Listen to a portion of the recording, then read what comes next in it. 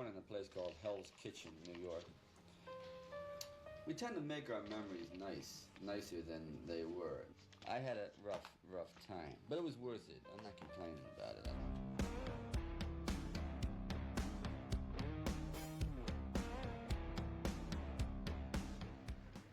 It only takes a minute, girl, to fall in love, yeah. The world is 99% underdogs. We're all underdogs now. No matter how big we are, there's always somebody bigger.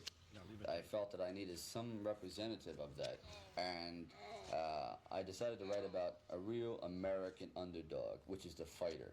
He's a man who is really almost useless. Today, wars are fought with buttons and bombs and splitting the atom. We don't need fighters and people that use their hands anymore. It's all mechanics. So Rocky Balboa needed a miracle to salvage his life, because his life is just really kind of useless, and that's why I developed it. And I took my particular inability to get anywhere as an actor and put myself into the body of a fighter, because the actor, writing about an actor is not so interesting, but about a prize fighter is, because everybody knows what it's like to feel anger and want to use your hands, you see. Not many people can identify with an actor.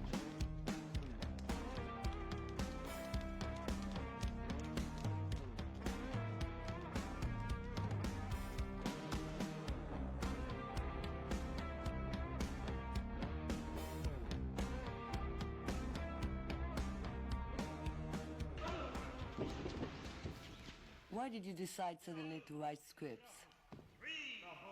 I became so involved in trying to promote my career that it became a mania, until I became angry and hostile, and I would get into many fights in the street, and then I said, this is no good. This is starting to consume my whole life and wreck my life. So I said, I don't want to act anymore, but maybe what I can do is write all my frustrations and make screenplays, and someone else, a famous actor, would act in the movie. So that's what I started to do. I painted my windows black, and I wrote for a couple of years until I had 15, 16 screenplays, you see. And I had given up acting. Were you a film buff when you were young? I mean, did you go and see a lot of movies? Oh yeah, I loved the movies. The first job I got as an usher, because it was dark, it was quiet, and there on screen was all these things that you could be. You could be anything for 25 cents, just look up there.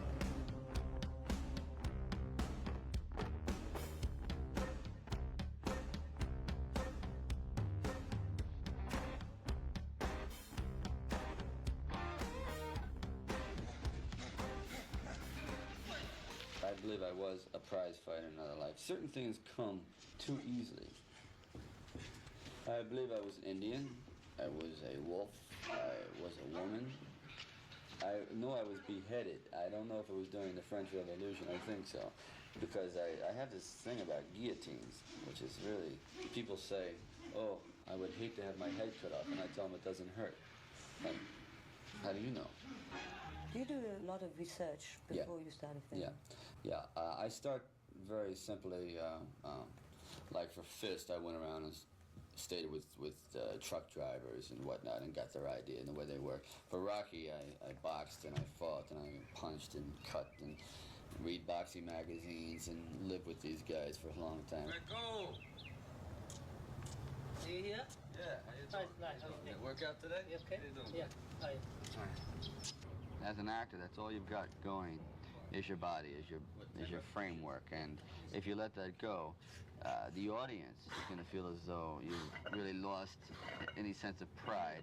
I mean, nothing's more pathetic than when you see an actor in 2 or 3 years change, become an alcoholic, and his face drops, and it's pitiful, and it's happened so many times. So I believe that as long as you are going to be in the public's eye, you have to maintain perfect physical shape. You doing here?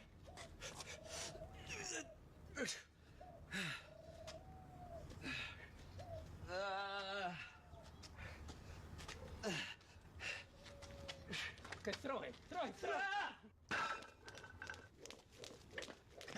Tell me, Sly, if anything should happen and you wouldn't be famous anymore, do you think you could stand that?